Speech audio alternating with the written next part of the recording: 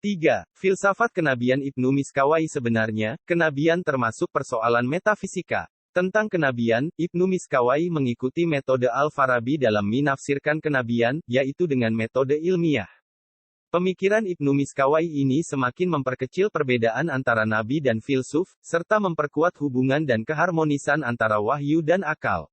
Dalam pandangannya, nabi adalah seorang muslim yang memperoleh hakikat-hakikat atau kebenaran karena pengaruh akal aktif atas daya imajinasinya.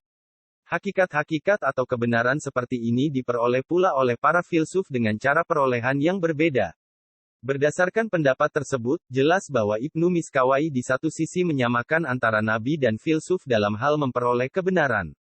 Tetapi, di sisi yang lain, ia membedakan keduanya dalam hal metode atau cara perolehan kebenaran.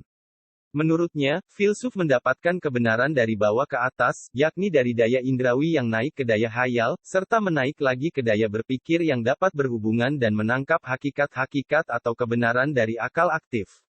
Adapun nabi ialah kebalikan dari filsuf, yaitu mendapatkan kebenaran dari atas ke bawah. Dalam hal ini, kebenaran yang diperoleh nabi diturunkan langsung dari akal aktif kepada nabi sebagai sebuah rahmat Allah Subhanahu wa Ta'ala. Dengan demikian, Ibnu Miskawai sependapat dengan Al-Farabi bahwa sumber kebenaran yang diperoleh nabi dan filsuf ialah sama, yaitu berasal dari akal aktif atau akal faal. Meskipun Ibnu Miskawai menyamakan nabi dan filsuf, tetapi ia mengakui kedudukan nabi sebagai manusia paling tinggi kedudukannya di antara manusia lainnya. Nabi tingkatannya lebih tinggi dari filsuf.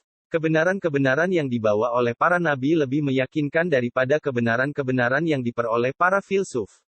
Sebab para nabi memperoleh kebenaran langsung dari Tuhan, sementara para filsuf memperolehnya lewat pemikiran. Adalah perbedaan antara nabi dan filsuf ini, Ibnu Miskawai sependapat dengan filsuf Arab pertama, Al-Kindi. Tentang kenabian, Ibnu Miskawai juga berpandangan bahwa keberadaan nabi itu mutlak diperlukan oleh manusia. Tujuan diutusnya nabi oleh Tuhan ialah untuk menjadi penunjuk, pengingat, dan pembawa rahmat kepada seluruh umat manusia. Maka, manusia membutuhkan nabi sebagai sumber informasi untuk mengetahui sifat-sifat keutamaan, dan sifat-sifat yang terpuji dalam kehidupan praktis sehari-hari. Ibnu Miskawai mengatakan bahwa nabi ialah pembawa ajaran suci dari Tuhan. Nabi ialah manusia pilihan yang memperoleh hakikat-hakikat kebenaran. Jadi, keberadaan nabi ialah mutlak dan penting bagi umat manusia.